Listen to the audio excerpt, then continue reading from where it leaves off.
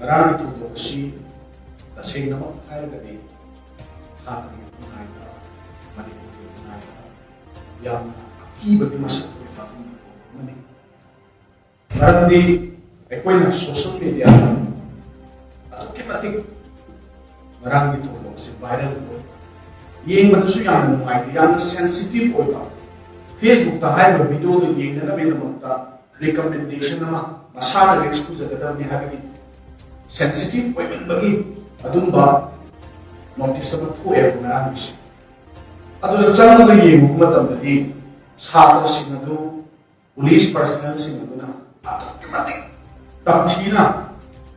sasan puwede di maong na kagtarap pa samtar pa sa masina tayo Manipur की future से akibat लेने Manipur की future से मैसा कंबा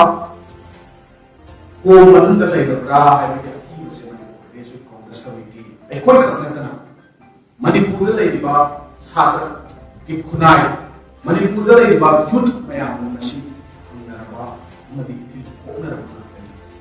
अगर तस्वीर नुमाइती ये बता कामखोम चाय की फिल्म ने लेकर मणिपुर धनमंजुरी यूनिवर्सिटी से मसी कन्नड़ की तमक्ता मतांग मतम चाना सरकार असिना लौकत पीदबा है से मसीन ताई मददी सरकार असी तुम ये आई कन्नड़ भी खंड सरकार नते सरकार असी छात्र सिंह खंड सरकार नते सरकार असी युद्ध सिंह आई कन्नड़ भी सरकार नते हलो अराबी थोड़ो असिना अमदी धनमंजुरी यूनिवर्सिटी दा थोइबा होजिक थोइबा इशू असिना नामना अचोबा खुदम पीरबनी मसिदा या अहेब खुदम पीन न मचा लेते छात्रना ओजा वाकपगी चई मचा पारा वाकपगी दमतदी शो कोर्स नोटिस थादा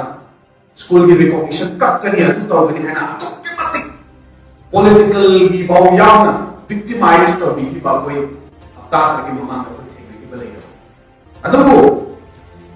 आई कोई लाइक तम बियू आई कोई लाइक तम पाबी लाइक तापियू क्लास फजन तो बियू है ना डिमांड तो बगी दबका अदब के मति शासन पूरी है तम थी ना पूरी पुलिस पर्सनल सिंगल दी करम दी पी गरी मसी हंगया वांग सी मनुदा मसी कक्षुनतना हौसिकी लैरिबा पुलिस पर्सनल खकनातना धनमंजुरी यूनिवर्सिटी की लैरिबा थौदान पूरीबा मरु ओइबा थौदान लोइसि अमदी एजुकेशन मिनिस्टर याना सरकार असि करम होंद लैरिबगे मदुगी दंदी दि मखोई दंदी मखोई का सोइबा अरांगी दंदी दि कना पीदोगी मसी हंबिया सिस्टम फेल होरे एजुकेशन सिस्टम चावा धनमंजुरी यूनिवर्सिटी द लाइक तमियू लाइक तापियू मार्कशीट मतम चाना पीबीयू सिदा अखोइना सोशल मीडिया थिंगने सबने मसिदु Dhanamanjuri university PG students union ना डिमांड तबसे नंबर 1 दा मखोई डिमांड से solving the halted academic activities, number 2 the third semester admission process being delayed, number 3 the not issuing examination marks on time, number 4 the not issuing library card सिबक मयाम से यावरी बरु होय नगतनी बखोइना हाइजे अतै high नतियो हाइदि छात्र की मिंदा बखोइना कातु कारण तो बनति हामिना थर्ड सेमेस्टर के एग्जाम प्रोसेस डिले तो बिगनु मार्क्स मतम चाना पीबीयू लाइब्रेरी कार्ड मतम चाना इशू तो बियू अतुदगी लाइक पाप तन ले बिसे फजना तापियू पीजी स्टूडेंट्स की अमदी कोई यूजी स्टूडेंट्स की होइबा तो मा ताफम थुप लाइक तो फजना तापियू न डिमांड तो बने मरम दे कोई एकेडमिक करियर जे मांग तो रे कोई चही मांगछले ए मतम मांगछले ए कोई फ्यूचर जे की बम को ए तो लाइक तापियू न डिमांड तो बस डिमांड तो बिदम कने छात्री में सदै ने छात्री से अदुदि सदै ने छात्री को पुलिस पर्सनल सिंह दो ममिंग मथा ले खंगल मदु एक्शन लो खतु थोई है तो बिन लेसन बम थोते अदुदि असुक के मतिक चाव छात्री करियर मांगन बदा नेग्लेक्ट तो बिबा छात्री करियर का नेग्लेक्ट तो बिबा थौदान पूरीबा धनमंजुरी यूनिवर्सिटी थौदान लोइसिंग मसी तंगी पीदिने मचा दैति हम अदु सिरोइना सरकार सु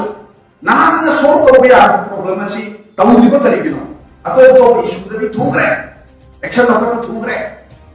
yamna thui maru ko future ki damakta satrasing kandan bi damakta tawbadi action asuki matik tap isna tapdi sarkar asi hiram khudi makta fail hoye hane fail hoye hati isana khariya sabam ju ko ye hane fail hoye hati isana su ya jate ya jate ka thingen da tiger ko namdraga nasikon da tiger ki thawak tudi madu thadok pi wa icha isu na tro personal sing da su haini ya na koi da puri ko na cha su ko na cha na na pa ko na ta ra ni da na koi ni mung da su hai ta ma ya ma ya ni sarkar su phamnai sing ni mafam da su koi haini ya e koi ki icha isu le ta atom ki icha isu le ta icha isu di lai ta ta atom atom ki icha isu na future set to re ato dagi hujik lai ta bi wa na chong thori icha isu sing ni future ki pura risk ta tham bi do masida asing kucing bagi kudam masira good governance ki kudam masira ekoi Bharat Janata Party sarkar la ko ni mungai hai bi kudam se masira ni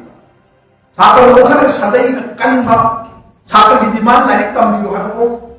tambi ko man da class fazana to bi ha ko tambi ko man da sarkar se ko koina apa sarkar ni hai ta di masidi kana su ya ba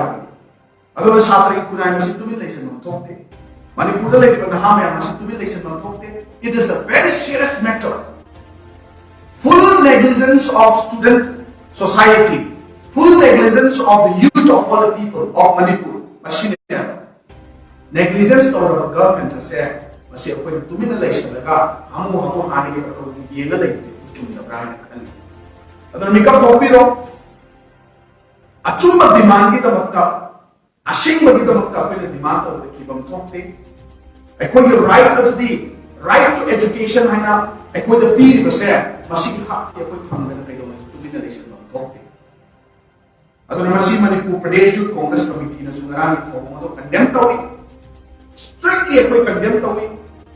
masih matungda ako kahana thokta na nabi da makta hakpa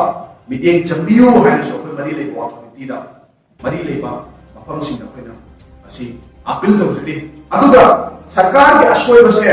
masisu isana khangzaraga isagi mitta pa iba mo base isana khangzaraga atam chana lothokpira hujik lei bi shumayam awa apa gi shumayam se atam chana ko fulfill to san view mention view satri career kan view tungi future ki career kan view na ai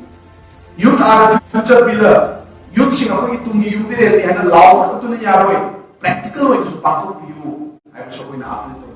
practical yaw chin ga khut ka man da sarkar di oi bigano ha se koi na Manipur Pradesh Youth Congress Committee na si demand. Thank you very much.